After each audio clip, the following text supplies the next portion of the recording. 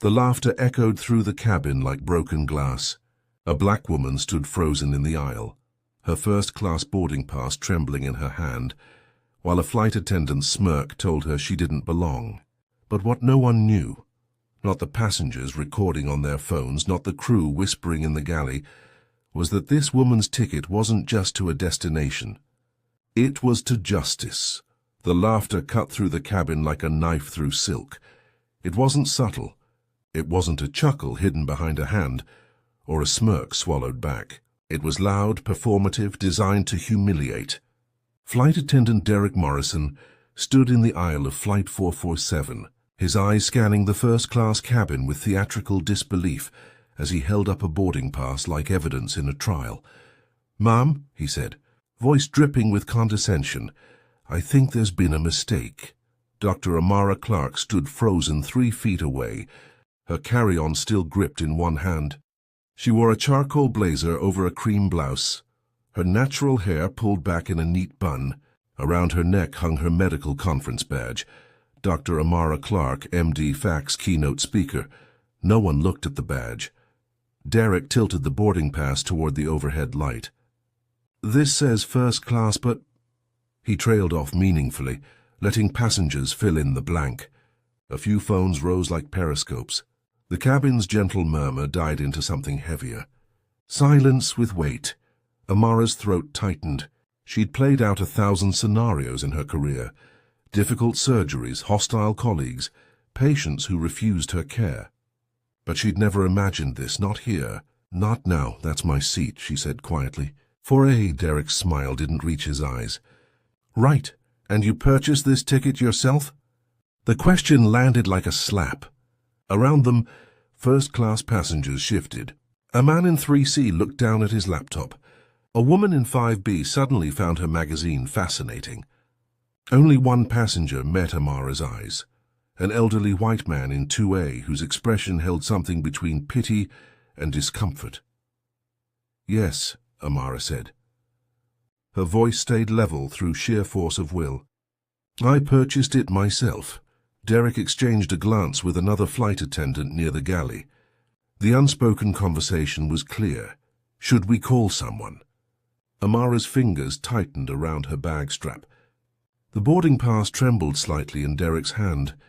Or maybe that was just the cabin's recycled air, circulating doubt and judgment in equal measure. "Let me get my supervisor," Derek said, turning away. But before he moved, Amara spoke again. "I'd like to speak to the captain." Derek paused, turned back. His smile sharpened into something cruel. "Ma'am, the captain doesn't have time for passenger disputes." 3 hours earlier, Dr. Amara Clarke had stood in an operating room with a child's heart literally in her hands. The surgery had taken 14 hours. A complex arterial reconstruction on a 7-year-old girl named Maya, born with a congenital defect that 3 other hospitals had deemed inoperable.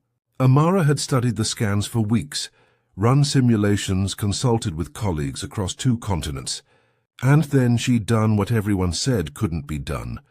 Maya's heart beat steady now in the ICU. Amara had stayed until the parents stopped crying, until the numbers stabilized, until she was certain. Only then had she peeled off her surgical gloves, changed into street clothes, and headed for the airport. She was exhausted in that profound way that went beyond physical tiredness, bones deep, soul tired. But beneath the fatigue lived something else. Pride. Quiet.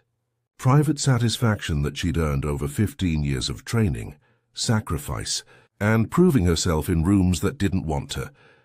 The conference in San Francisco was both obligation and reward. She'd been invited to deliver the keynote address on innovative surgical techniques, the youngest woman ever selected, and one of only 3 black surgeons in the conference's 40-year history. The ticket to San Francisco first class was her gift to herself. A small declaration. "You've earned this." At the airport, she'd stopped to help an elderly woman struggling with an overweight suitcase. "Let me get that for you," Amara had said, lifting it easily onto the scale despite her own carry-on. The woman had thanked her, Assumed she was airport staff and Amara hadn't corrected her. It didn't matter. At the coffee shop she'd bought a cup for the janitor emptying trash bins nearby. He'd looked startled, then grateful. You didn't have to do that, she'd smiled. I know. These small acts were instinct now, muscle memory of her father's teaching. Dignity isn't about what others give you. It's what you carry inside. Boarding had been smooth. The gate agent scanned her pass with a professional smile. Have a wonderful flight, Dr. Clarke. Down the jetway into the cabin's cool air. She'd found 4A, stowed her bag, settled into the leather seat with a sigh of relief. For exactly 90 seconds, everything was fine. Then Derek Morrison had appeared, scanning the first-class cabin with narrowed eyes. His gaze had landed on Amara and stuck there, expression shifting through a sequence she'd seen before. Surprise, suspicion, judgment. He'd approached with that smile, the one that pretended to be helpful while sharpening its blade. "Excuse me, ma'am, may I see your boarding pass?" She'd handed it over without hesitation. She had nothing to hide. That's when the laughter started. Derek held the boarding pass at arm's length, as if proximity might contaminate him. His voice rose just loud enough to ensure everyone heard. "This is a first-class ticket to San Francisco, seat 4A. Purchased..." He squinted at the pass. "Yesterday. Full price." He looked at Amara with theatrical concern. "That's quite expensive, ma'am. Are you sure this is yours?" Amara felt heat crawl up her neck. "Yes, I purchased it online." "Online?" Derek repeated, nodding slowly. "I see. And you have confirmation? Receipt?" "It's on my phone. Because we do have issues sometimes with tickets being borrowed or found." The word found hung in the air like smoke. A passenger in 3B coughed. Someone's phone chimed. Derek's supervisor, a woman named Patricia with steel-grey hair, approached from the galley with a smile that looked painted on. "Is there a problem?" Patricia asked. Derek handed her the boarding pass. "Just verifying this passenger's ticket." His tone suggested the verification was already failing. Patricia examined it, looked at Amara, then back at the pass. "It scans properly in our system?" "Yes, but..." "Then I don't see the issue." Patricia's professionalism held, but barely. She handed the pass back to Amara. "I apologize for the inconvenience, ma'am. Please enjoy your flight." Amara reached for the pass. Derek didn't let go immediately. For one long second they both held it, a silent tug-of-war. Then a voice from economy called out, "I'll give up my seat so she can sit where she belongs." The cabin temperature seemed to drop 10 degrees. Amara's hand fell away from the boarding pass. Derek released it, and it fluttered to the floor between them. Neither moved to pick it up. The moment stretched, crystallized into something that would replay in Amara's mind for months. Her boarding pass on the airplane carpet, passengers staring, phones recording, and Derek Morrison standing over it like a judge over evidence. She bent slowly, picked it up. The paper had creased where her fingers had gripped too hard earlier. When she straightened, her voice came out quieter than before, but each word was carved from stone. "I want to speak to the captain." Derek's jaw tightened. "Ma'am, the captain is preparing for departure. He doesn't have time for passenger disputes." "This isn't a dispute. It's discrimination." The word landed like a grenade. Patricia's eyes widened. Several passengers shifted uncomfortably. One man in 5C muttered something about playing the race card. Derek's face flushed. "Ma'am, I'm going to have to ask you to lower your voice." "I am speaking at a normal volume," Amara interrupted. Her surgical training kicked in, the ability to stay calm when everything was falling apart. "I have shown you my boarding pass. I have confirmed my identity. I have done everything required. And you have questioned me in a way I have not seen you question any other passenger in this cabin. That's because..." "Get the captain," Amara said. Not loud, not angry. Just immovable. "Please." Derek's hand moved to his radio. His thumb hovered over the button. Patricia touched his arm, shook her head slightly, but he pressed it anyway. "We have a disruptive passenger in first class," he said into the radio. requesting supervisor to the aircraft, disruptive. The word that would follow her forever if she let it. The word that erased context, intent, humanity. Just disruptive. Amara sank into seat 4A. She buckled her seatbelt with trembling fingers and stared straight ahead. Around her, the cabin became a courtroom where she'd already been convicted. Amara closed her eyes and counted backward from 100, 99, 98, 97. It was a technique she'd learned during her surgical residency, when 18-hour shifts blurred into fever dreams and every mistake felt fatal. Dr. Patricia Okonkwo, her mentor, had taught her, when the world gets loud, make yourself quiet. Count, breathe, find your center. 96, 95. But her center felt like it was somewhere over the Atlantic now. Unreachable. The cabin's whispers wrapped around her like gauze. She couldn't make out specific words, but she didn't need to. She'd heard every version of this conversation before, in medical school hallways and hospital lounges and conference panels. Maybe she really did find the ticket. Why is she making such a big deal about this? If she'd just shown her ID quietly, Amara's hand moved to her neck, touching the conference badge. Her credentials were literally hanging around her neck, and still no one looked. Or maybe they did look and it didn't matter. Maybe a black woman with a medical degree was still just a black woman when Derek Morrison decided she didn't belong.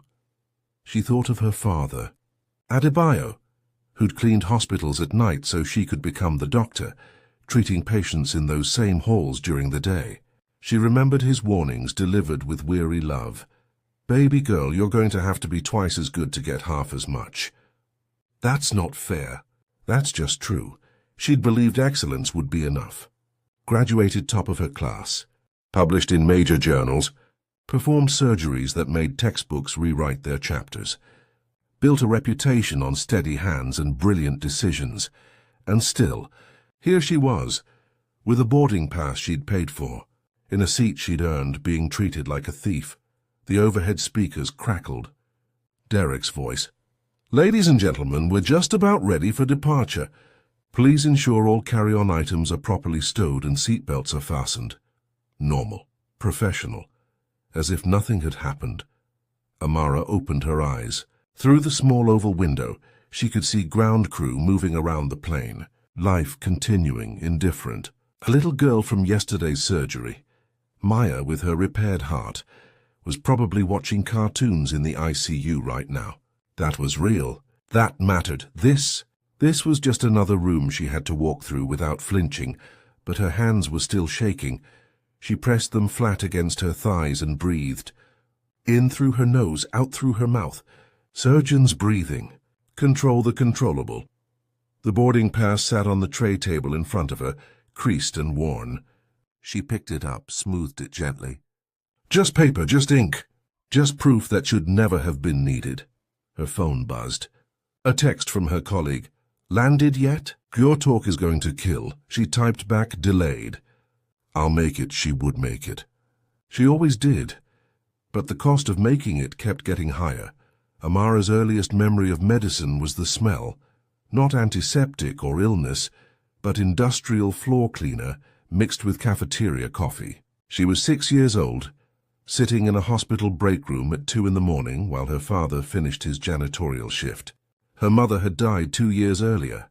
Breast cancer, caught too late, treated too slowly, and Adebayo worked nights to keep them afloat. He'd bring her along sometimes when he couldn't find childcare. She'd do homework in storage closets and sleep on waiting room chairs. And she'd watch. She watched doctors sweep through hallways like they owned the air, watched nurses hold hands and explain things with infinite patience, watched her father clean up after everyone, invisible to most, acknowledged by few. One night a surgeon stopped to thank Adebayo for always keeping the OR floors spotless. Cleanliness saves lives, the surgeon said. He'd noticed Amara coloring in the corner. Your daughter? Adebayo had nodded proudly. She's going to be a doctor someday, the surgeon smiled. Good for her. Years later, Amara would realize how rare that moment was, how many times people had smiled at her father's declaration with polite disbelief, how the path from janitor's daughter to cardiac surgeon was supposed to be impossible. Medical school had been brutal. Not just the workload, but the constant microaggressions. The professor who called on her only for diversity perspective questions.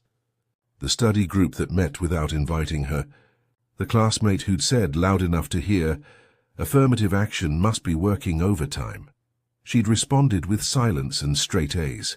Residency was worse. A patient once refused her care, demanded a real doctor.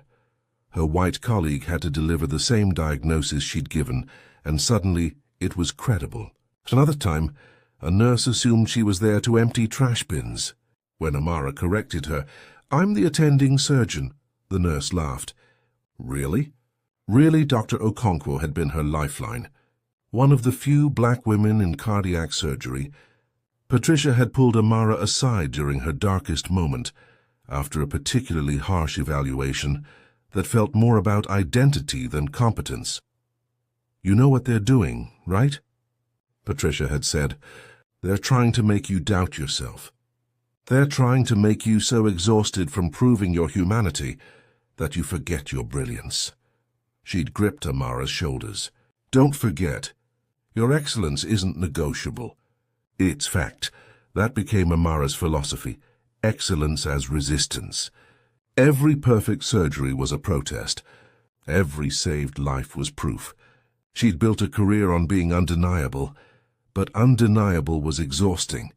The conference invitation had arrived 6 months ago. Keynote speaker, career milestone. Her father had cried when she called to tell him. "Your mother would be so proud," he'd whispered. This trip was supposed to be celebration, recognition, a moment to exhale. Instead, she was on an airplane, being treated like a criminal for sitting in a seat she'd purchased with money she'd earned from saving lives. If she walked away now, Derek Morrison would learn nothing.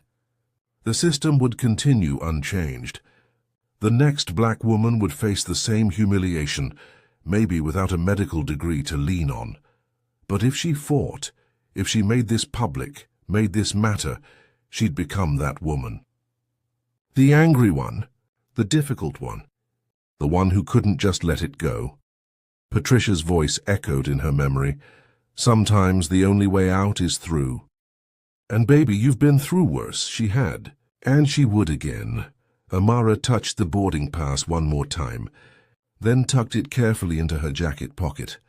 The lesson her father taught her all those years ago, watching doctors save lives while he cleaned their floors, was about to save her now. Dignity isn't what others give you. It's what you refuse to surrender. The minutes crawled by with painful slowness. Derek disappeared into the galley. Patricia stood near the forward door, speaking quietly into her radio. Other flight attendants moved through their pre-flight routines with forced normalcy. Passengers settled in, some stealing glances at Amara, others deliberately avoiding eye contact. Amara pulled out her phone. No signal yet. The plane's Wi-Fi hadn't activated, but her photo gallery still worked. She scrolled through recent images. Maya's post-surgery smile. Her father at his retirement party, conference materials she'd prepared. And then she stopped there from 11 months ago, a charity gala for the Children's Hospital Foundation. She was in her evening gown, kneeling beside a man who'd collapsed during dinner. In the photo, her hands were on his chest, mid-compression, her face focused and calm while chaos swirled around her. The man's name was James Hartman. He'd suffered a massive heart attack during the dessert course. Amara had been first to reach him, performing CPR for 8 minutes until paramedics arrived. She'd saved his life with nothing but her training and a tablecloth to clear his airway. His son had found her afterward at the hospital. Tall, with pilot's wings on his uniform, he'd come straight from the airport when he got the call. "I'm Robert Hartman," he'd said, voice thick with emotion. "You saved my dad's life." She'd downplayed it. "I did what anyone with medical training would do." "No," he'd insisted. "You did what someone with courage and skill does. Thank you. He'd given her his card. If you ever need anything, I mean it. She'd tucked the card away, never intending to use it. Quid pro quo felt like contamination of the act itself. But now, Amara pulled up the plane's safety card from the seat pocket. There, printed in small letters at the bottom, Captain Robert J. Hartman. Her breath caught. The man flying this plane, the captain Derek claimed was too busy for passenger disputes, owed his father's life to her. She sat back, mind racing. This changed everything, and nothing. Because what did it mean? That she'd be believed if she had a connection. That dignity was conditional on knowing the right people. The injustice of it burned. She shouldn't need a cosmic coincidence to be treated like a human being. The boarding pass should have been enough. Her word should have been enough.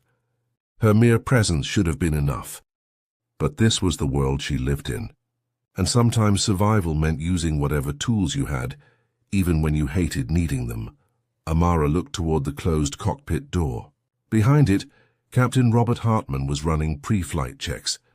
Completely unaware that the woman his flight attendant had humiliated was the same woman who'd breathed life back into his father's lungs. If she told him, would he believe her? Or would he think she was manipulating the situation? If she stayed silent, would the humiliation just continue? Her phone buzzed with a delayed text finally coming through. Dr. Clarke, we're holding your speaking slot. Everything okay? Everything was not okay. But it would be. Amara typed back, small delay. I'll be there. She glanced at the cockpit door again. Derek emerged from the galley, speaking with Patricia. They both looked frustrated. The supervisor hadn't arrived yet. The situation was in limbo. Amara made her decision. She stood up, smoothing her blazer. Her reflection caught in the dark window. A black woman in first class, with a medical degree and a save to her name, about to bet her dignity on whether connection mattered more than character. She walked calmly toward the galley. If she was right, if Captain Hartman was the man she remembered, if gratitude translated to justice, then everything Derek had built his assumptions on would collapse. If she was wrong, she'd be escorted off this plane, and her keynote speech would happen without her. Either way, she was done being quiet. Amara reached the galley just as Derek finished his conversation with Patricia. He turned, saw her approaching, and his expression hardened into something between annoyance and satisfaction, like she was proving his point simply by standing. "Ma'am, I need you to return to your seat," he said, voice loud enough to carry. "I need to speak to Captain Hartman," Amara repeated. Her tone stayed level, almost clinical. "It's important." Derek exchanged a glance with Patricia, who sighed heavily. "Miss Doctor," Amara corrected quietly. "Dr. Clarke." Patricia's eyes flicked to the badge around Amara's neck, finally seeing it. Something shifted in her expression, not quite belief, but hesitation. "Dr. Clarke, I understand you're upset, but disrupting the flight crew during pre-departure procedures is a federal offense. I'm not disrupting anything. I'm asking to speak to the captain about a serious matter." "The matter of your ticket has been resolved," Derek cut in. "You have a seat. Please sit in it, or we'll have no choice but to remove you from this aircraft." A few passengers in the forward rows were craning their necks now, trying to see. Someone's phone was definitely recording. Amara felt the familiar weight of being watched, judged, catalogued. "I'm not leaving," she said simply. "And I'm not sitting down until I speak to Captain Hartman." Derek's hand moved to his radio again. "We have a level 2 disturbance in first class." The cockpit door opened. Everyone froze. Captain Robert Hartman stepped into the cabin, and Amara's memory snapped into focus. Yes, same height, same build, same steady presence she remembered from the hospital. His uniform was crisp, his expression professionally neutral as he scanned the scene. His eyes landed on Amara. For 3 long seconds, nothing happened. His gaze moved from her face to her badge, to Derek's defensive posture, to Patricia's uncomfortable stance. The cabin held its breath. Then recognition flickered across his features. Brief suppressed, but there. "Captain," Derek began, "this passenger is refusing to comply with crew instructions." Hartman raised one hand. Derek's voice died mid-sentence. "Dr. Clarke," Hartman said quietly. "Just her name." "Nothing else, Captain Hartman," she replied. The air between them held 1,000 unspoken words. She saw him process it. The woman who saved his father's life now standing in his airplane's galley, clearly distressed. The pieces were falling into place behind his eyes. What seems to be the problem? His voice was careful, controlled. Derek jumped in before Amara could speak. "Sir, this passenger's ticket was flagged for verification, and when I asked standard security questions, she became combative and demanded to speak with you, disrupting our departure procedures." "That's not what happened," Amara said quietly. Hartman's jaw tightened. He looked at Derek, then at Patricia. "My office." "Both of you now," Derek's face went pale. "Sir, we're pre-flight." "My first officer can handle pre-flight." Hartman's tone left no room for argument. He turned to Amara, and his eyes held something she couldn't quite name. Sorrow, rage, shame. "Dr. Clarke, please wait. This won't take long." He gestured for Derek and Patricia to enter the cockpit.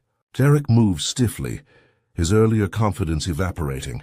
Patricia followed, glancing back at Amara with an expression that might have been apology. The cockpit door closed with a soft click. The cabin erupted in whispers. Amara walked back to seat 4A on legs that felt disconnected from her body. The whispers followed her like a current. She didn't look at anyone, didn't acknowledge the phone still recording, or the eyes boring into her back. She simply sat down, buckled her seatbelt, and stared at the seat in front of her. Her hands were shaking again.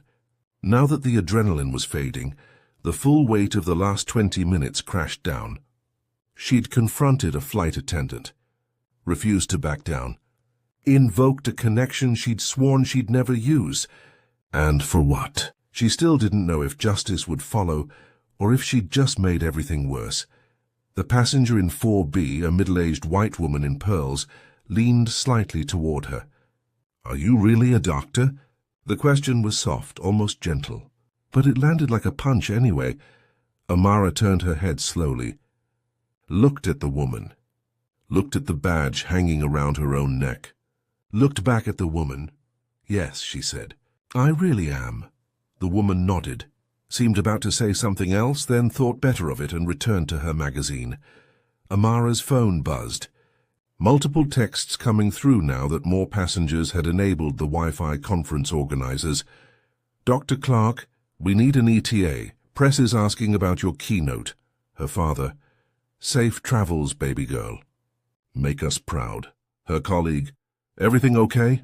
"You're never late." She typed back to her colleague. "Complicated. We'll explain later." How could she explain this?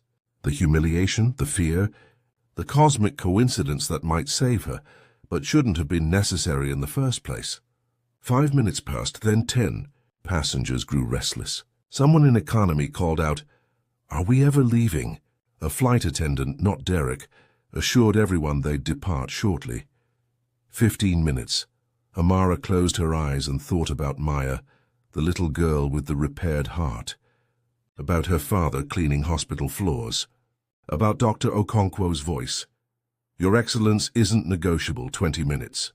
The cockpit door opened. Captain Hartman emerged first. His face was carved from stone, jaw set, eyes hard. Derek followed, and Amara's breath caught.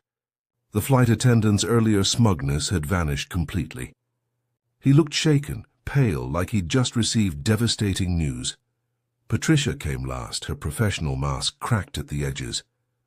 Hartman walked directly to the PA system, picked up the handset. His knuckles were white where he gripped it. "Ladies and gentlemen," he said, voice carrying through the cabin with absolute authority, "this flight is delayed indefinitely. Please remain seated while we address a serious matter." Confusion rippled through the passengers. Someone groaned. Another demanded to know why. Hartman ignored them all. He walked straight to Amara's row, and his eyes, when they met hers, held something that made her throat tighten. Grief and fury. "Dr. Clarke," he said quietly, "I owe you an apology. On behalf of myself, this crew, and this airline." The cabin went silent. Hartman turned to face the other passengers, still holding the handset, his voice amplified. "What happened on this aircraft today is unacceptable. This woman, Dr. Amara Clarke, a cardiac surgeon, was questioned, humiliated, and treated like a criminal for sitting in a seat she paid for. For existing in a space someone decided she didn't belong. Every eye in first class was locked on him now." Derek stood frozen near the galley, face ashen. Hartman's voice shook with controlled rage. "1 year ago, Dr. Clarke saved my father's life. She was attending a charity gala when he collapsed. She performed CPR for 8 minutes without hesitation. She asked for nothing in return. No recognition, no reward, just—" his voice cracked slightly, "just the satisfaction of doing what was right." Amara felt tears prick her eyes. She blinked them back. "And today," Hartman continued, "she was treated like a thief in my airplane. That ends now." He turned back to Derek. The flight attendant looked like he wanted to disappear into the galley floor. "You have something to say to Dr. Clarke," Hartman said. It wasn't a question. Derek's mouth opened, closed, opened again. The cabin waited. Derek stammered something that sounded like words, but held no meaning. An apology drained of sincerity, forced out under pressure. Amara heard it from a distance, as if she were underwater. I apologize if my questions seemed— I was following protocol. No." Hartman's voice cut like a scalpel. "A real apology. For your assumptions, for your prejudice, for your abuse of power." The silence that followed was excruciating. Amara could hear her own heartbeat, the recycled air moving through vents, someone's nervous breathing 3 rows back. Derek's face flushed red. He looked to Patricia for support, found none. She stared at the floor. He looked at the other flight attendants. They looked away. Finally, voice barely above a whisper, "I made assumptions, based on— I was wrong. I'm sorry." Amara nodded once. She didn't trust her voice. But Derek's apology felt hollow. A checkbox ticked under duress. The passengers watching knew it. Hartman knew it. And somewhere deep down, Derek probably knew it too. Hartman wasn't finished. "This aircraft doesn't move until airline management is on this jetway." He pulled out his phone and made the call himself, right there in the aisle. "This is Captain Hartman, Flight 447. I need a supervisor at the aircraft immediately. We have a Code 7 incident." A pause. "No, we're not departing until someone gets here. I don't care about the schedule. This is non-negotiable." He hung up. Looked at Amara one more time, and she saw the weight he was carrying. The knowledge that someone who'd saved his family had been degraded on his watch. "Thank you," she said quietly. "Just that." He nodded. Returned to the cockpit without another word. Derek was escorted to the rear of the plane by Patricia. The cabin erupted in scattered applause, tentative at first, then louder. But Amara barely heard it. She felt hollowed out, exhausted in a way that had nothing to do with her 14-hour surgery or her delayed flight.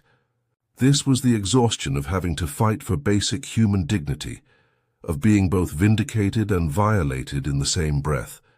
The woman in 4B leaned over again.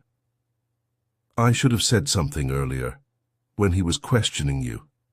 I'm sorry." Others echoed her. "That was wrong. You handled that with grace." "I can't believe he did that." Their belated solidarity felt like rain after a drought, appreciated but insufficient. Where were these voices 20 minutes ago? Where was this outrage when Derek held her boarding pass like evidence, when passengers filmed instead of speaking, when she stood alone in that galley?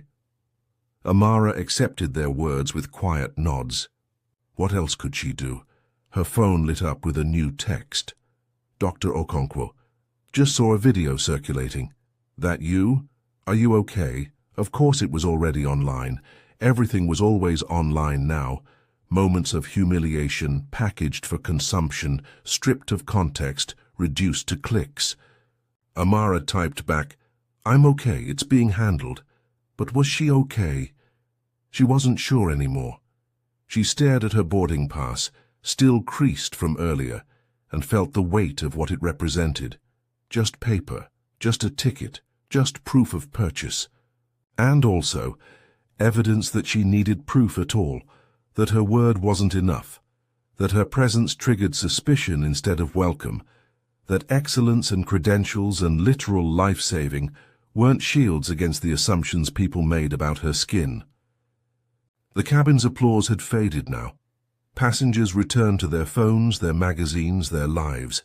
The moment was passing, already becoming a story they'd tell at dinner parties. "You won't believe what I saw on my flight today." For them, it was drama. Entertainment. For Amara, it was Tuesday, 10 minutes past 15. The jetway door remained closed. Then it opened, and a man in a dark suit rushed through, airline management, judging by his harried expression and visitor badge. He was followed by a woman with an iPad and the bearing of corporate crisis control. Hartman emerged from the cockpit again. The suited man started to speak, but Hartman held up one hand. "Mr. Reynolds, Ms. Chen, thank you for coming." His tone was icily professional. "We need to discuss a serious incident involving your staff and a passenger." They moved to the front galley, voices low but urgent. Amara caught fragments. "Unacceptable behavior. Immediate investigation. Liability exposure."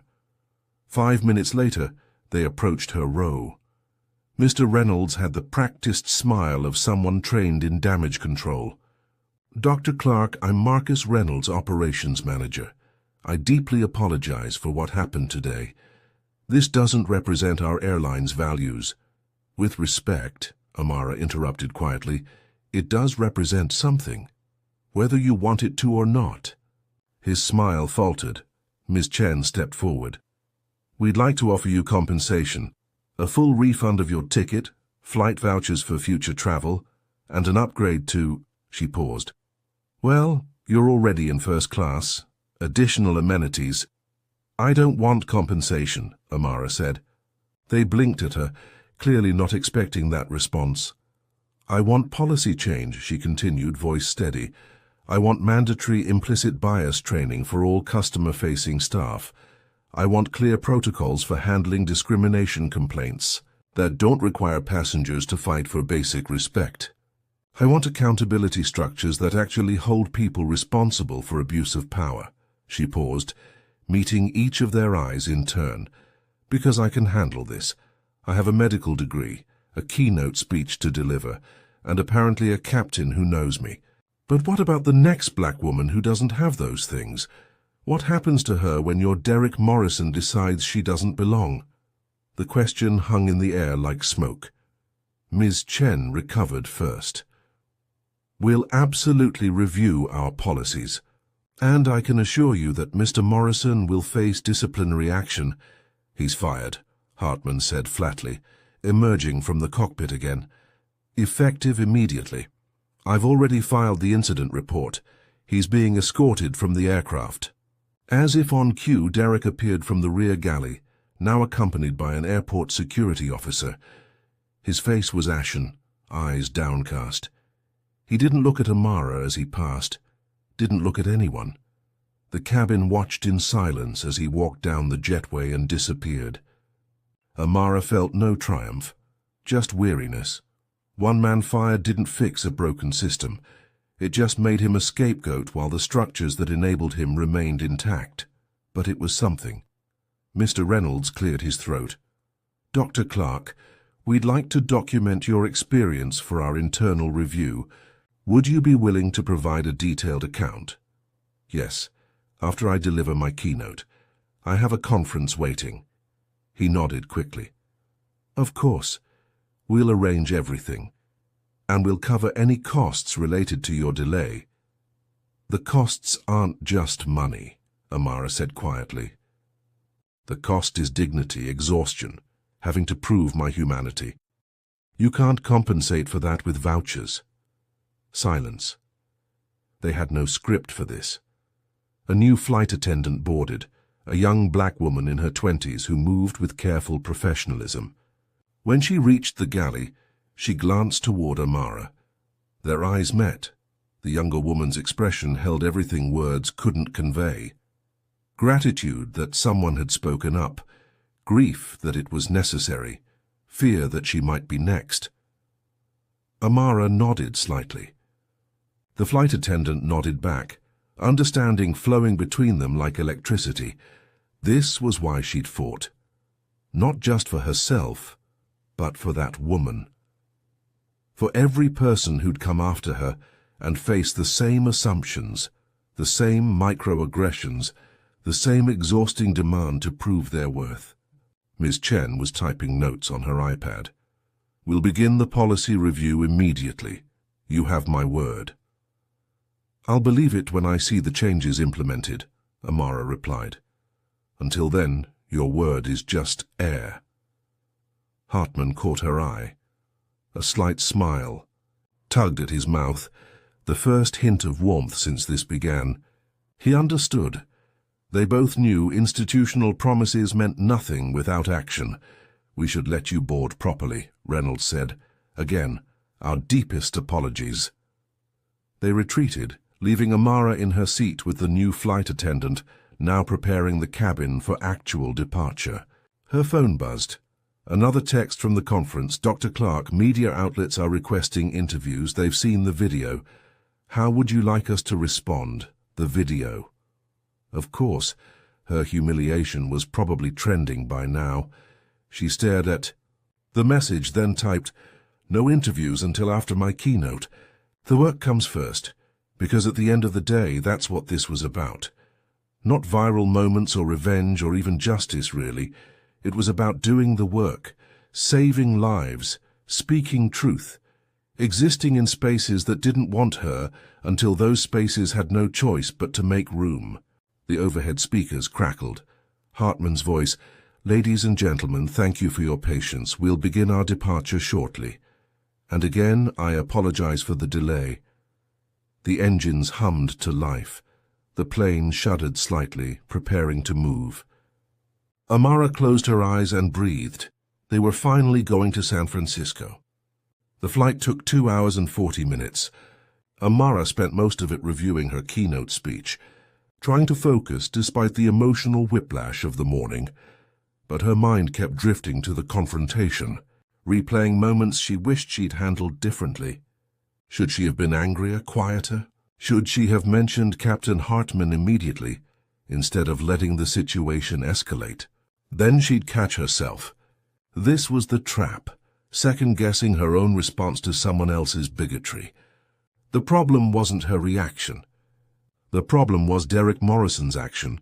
The new flight attendant, her name tag read Simone, stopped by periodically with water and quiet words of support. "Thank you for speaking up," she whispered once. "Some of us don't have the luxury." Amara knew what she meant. Junior staff who needed the job.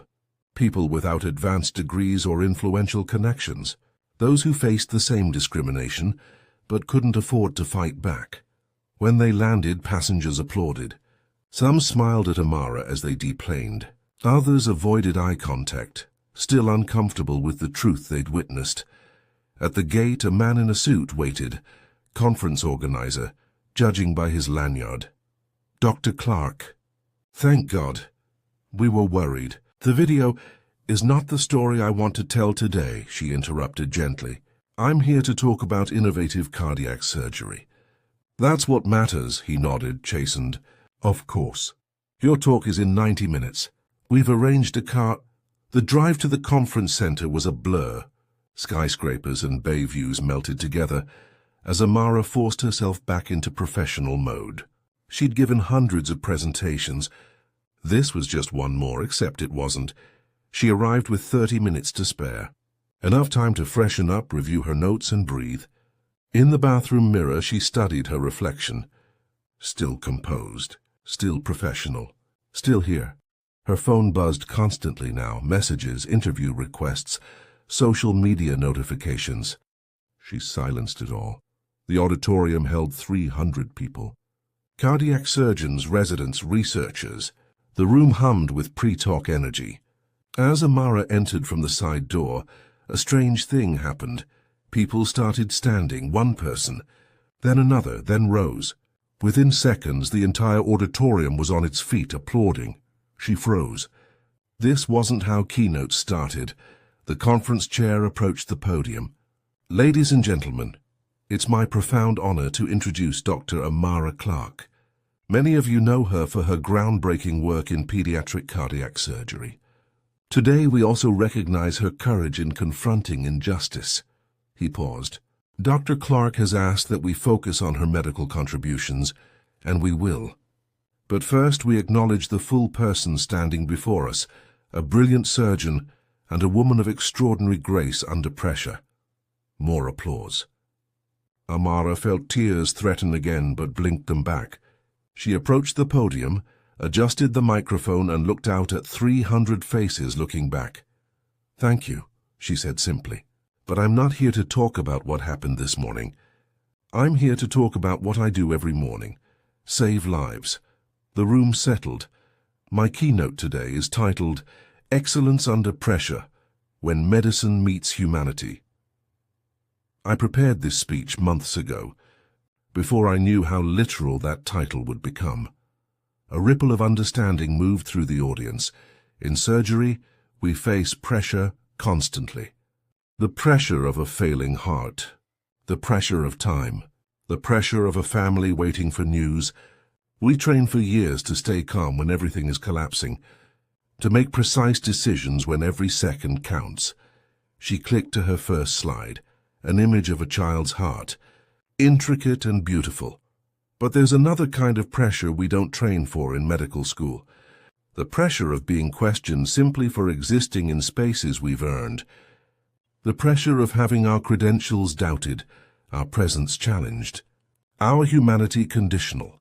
The room was absolutely silent now. This morning, I was humiliated on an airplane for sitting in a seat I purchased. I was asked if I'd found my ticket, as if a black woman couldn't possibly afford first class, as if my medical degree, hanging visibly around my neck, was invisible to assumptions about who I must be. She paused, meeting eyes throughout the audience. I tell you this not for sympathy, but for context. Because every surgeon in this room, especially every woman, every person of color, knows this pressure. We know what it's like to be excellent and still questioned, to be brilliant and still doubted, to save lives and still be treated like we don't belong. Heads nodded throughout the auditorium. So yes, I'll present my research today. I'll show you the surgical innovations that have improved pediatric cardiac outcomes by 30%. I'll share data and techniques and evidence. She clicked to the next slide. But I also want you to remember, behind every data point is a human being. Behind every surgeon's success is the exhausting work of proving ourselves worthy of basic respect. And until that changes, until excellence is enough without the burden of representation, we're all operating under pressure that has nothing to do with medicine. The applause started then. Not polite conference clapping, but something deeper. Recognition, solidarity, truth acknowledged. Amara continued her presentation, diving into surgical techniques and research findings. She showed videos of successful procedures, explained complex concepts with clarity, answered technical questions with expertise. For the next 45 minutes, she was just a surgeon sharing knowledge. No more, no less. When she finished, the standing ovation lasted 2 full minutes. Colleagues approached afterward with tears in their eyes. An older white surgeon clasped her hand. "I've been practicing 40 years. I've never thought about what you face. Thank you for educating me." A young black medical student waited until the crowd thinned. "I saw the video before I saw your talk. Thank you for not backing down." Some of us need to see that it's possible. Amara hugged her tight. It's not just possible. It's necessary. The conference chair approached last. Dr. Clarke, we have several media outlets requesting interviews. I'll do one, she said. Just one. And I want to talk about implicit bias training in professional settings. Not about me. About solutions, he nodded. I'll arrange it. As she packed up her materials, her phone buzzed with a new message. Captain Hartman, I spoke with airline executives. They've committed to system-wide training and policy changes. Your impact reaches beyond today. Thank you for what you did for my father. And thank you for what you did today for all of us. Amara smiled. Typed back, thank you for standing with me when it mattered. She looked out at the now empty auditorium, imagining it filled again. Not with applause, but with change, with doctors who'd heard her words and reconsidered their assumptions, with institutions that would implement better training, with young students who'd seen someone fight and win. That was the real victory. Not Derek Morrison getting fired, not going viral, not even Captain Hartman's intervention, though she was grateful. The victory was this: she'd existed in her full humanity, refused to be diminished, and lived to keep saving lives. Tomorrow, she'd operate again. Next week, she'd teach residents. Next month, she'd publish new research. And every time she did, she'd be proving the same thing she'd proven on that airplane. She belonged. Not because anyone gave her permission, but because excellence didn't need permission. It just needed space to breathe. 3 weeks later, Amara received a package at her office. Inside was a handwritten letter from James Hartman, Captain Hartman's father, the man whose life she'd saved at that charity gala. His handwriting shook slightly, betraying his age or emotion or both. Dear Dr. Clarke, my son told me what happened on his flight. I've been sick about it ever since. You saved my life with grace and skill, asking nothing in return. And when you boarded my son's plane, you were treated like you didn't matter. I'm so sorry. As an older white man who's lived my life with unexamined privilege, I'm realizing how much I didn't see, didn't want to see. Your dignity in that moment, and in the keynote speech that's now being shared across medical communities, has opened my eyes. I've made a donation to the Medical School Scholarship Fund in your name. It's not enough. It never could be. But it's something. And I'm using my voice, however much it's worth, to advocate for the changes you requested. Thank you for saving my life. Thank you for not giving up. Thank you for teaching me, even when you shouldn't have had to, with profound respect. James Hartman. Amara set the letter down gently, eyes misting. She'd received dozens of messages since the incident, some supportive, some hateful, most falling somewhere in between. But this one felt different. It was accountability, growth, the beginning of understanding. Her office phone rang. Dr. Clarke, you have a visitor in the lobby. She went down to find Simone, the flight attendant from that day. The young woman looked nervous, clutching a folder. I hope this isn't inappropriate, Simone began. But I wanted you to know. I reported several other incidents I'd witnessed. Incidents I'd stayed quiet about before because I was scared. After seeing you speak up, I couldn't stay silent anymore. She handed Amara the folder. Inside were documentation forms, dates, passenger names, detailed accounts of discrimination. The airline is conducting a full investigation, Simone continued. And they've asked me to help develop the new training program. They said it was because of your advocacy that they're taking it seriously. Amara felt something loosen in her chest. You didn't have to do this. Yes, I did. Because you showed me that staying safe and staying silent aren't the same thing. Simone's eyes shone. And I want to work for an airline that treats everyone with dignity. If we don't build that, who will? They talked for 20 minutes. 2 women from different places, connected by one terrible moment that sparked something larger. After Simone left, Amara returned to her office to find her colleague waiting. You're famous now, he teased gently. Medical schools are using your keynote in ethics classes. That airline has announced major policy changes. You started something. I just refuse to disappear, Amara said. That's the point. People like you, people like us, we're trained to make ourselves smaller, to smooth things over, to not make waves. He paused. You made waves, and now others can swim. That evening, Amara visited her father. Adebayo sat in his favorite chair, the same chair he'd collapsed into after those long janitorial shifts decades ago. I saw the video, he said quietly. I'm sorry you had to go through that. I'm not. The words surprised her, but they were true. Dad, you taught me that dignity isn't what others give you. It's what you carry inside. That lesson saved me, his eyes welled. Your mother would be so proud. I'm so proud, I know. She sat beside him. And I'm tired. So tired of fighting for basic respect. But I'm also grateful I can fight. That I have the resources, the education, the platform. Some people don't. So you fight for them too, he said. It wasn't a question. Yeah, I fight for them too. They sat in comfortable silence, watching the sunset through the window. Somewhere, a little girl with a repaired heart was learning to ride a bike. Somewhere, a medical student was deciding to speak up instead of shrink. Somewhere, a flight attendant was documenting injustice instead of ignoring it. The work continued. It always did. But tonight, Amara allowed herself to rest. To breathe. To exist without proving anything to anyone.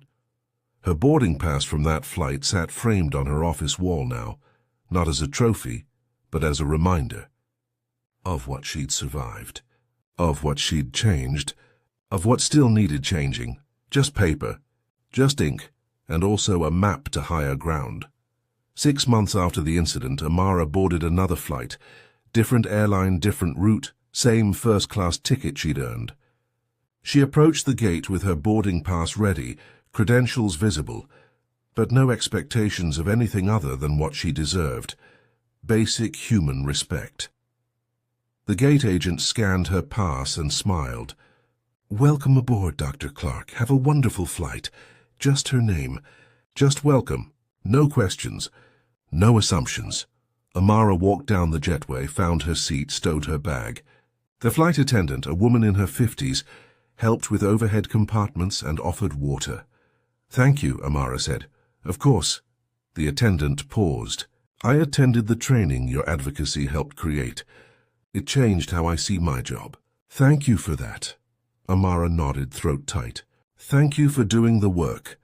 The flight was smooth, uneventful, exactly as it should be. When they landed, Amara gathered her things slowly, watching other passengers deplane. She thought about the journey that began on another airplane, the humiliation, the fight, the exhaustion, the unexpected justice and the systemic changes that followed. She thought about Derek Morrison, fired but probably working somewhere else by now. One person punished didn't fix a broken system, but it sent a message. Accountability was possible. She thought about Captain Hartman, who'd used his power to protect rather than diminish. About Simone, who'd found her voice. About the medical students who now studied her keynote. About the airline employees going through training that taught them to see passengers as humans first.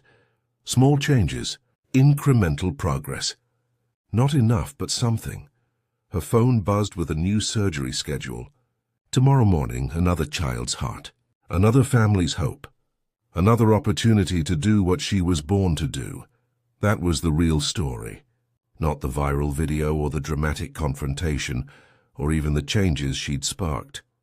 The real story was a woman who refused to let the world shrink her, who carried her father's dignity, and her mother's resilience and her mentor's wisdom, who saved lives and demanded respect, and understood that excellence shouldn't require justification, but refused to stop proving it anyway. Because that's what heroes do. Not the flashy kind in movies, but the everyday kind who show up, do the work, and refuse to disappear when the world tells them they don't belong. Amara stepped off the plane into the terminal. Around her, thousands of people moved through their own journeys, some easy, some hard, all human. She pulled out her phone and texted her father, landed safely. Love you. Then she headed toward baggage claim where her next patient's file waited in her bag. A complex case. High stakes. The kind of surgery that required steady hands and unshakable focus. She'd been preparing her whole life, not just for the surgery, but for all of it. The brilliance and the burden, the excellence and the exhaustion, the moments when you have to choose between staying silent and staying safe, between making waves and making space. She chose space, always space, and somewhere above the clouds another plane carried another passenger whose dignity would be tested. Maybe they'd fight. Maybe they'd win. Maybe they'd lose but plant seeds for someone else's victory. The work continued. It always did. But tonight Amara would rest. Tomorrow she'd operate. Next week she'd teach. Next month she'd advocate.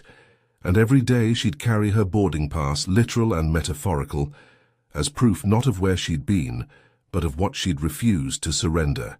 Her humanity. Her excellence. Her right to exist without explanation. They laughed at her ticket once, now the world listens.